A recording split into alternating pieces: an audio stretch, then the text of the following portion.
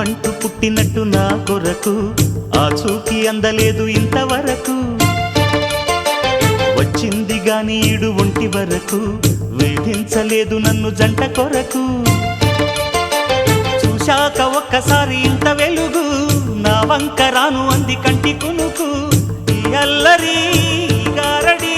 నీ లీల అనుకోనా నీ పేరు ప్రేమ అవునా ఇవాళే నిన్ను పోల్చుకుందా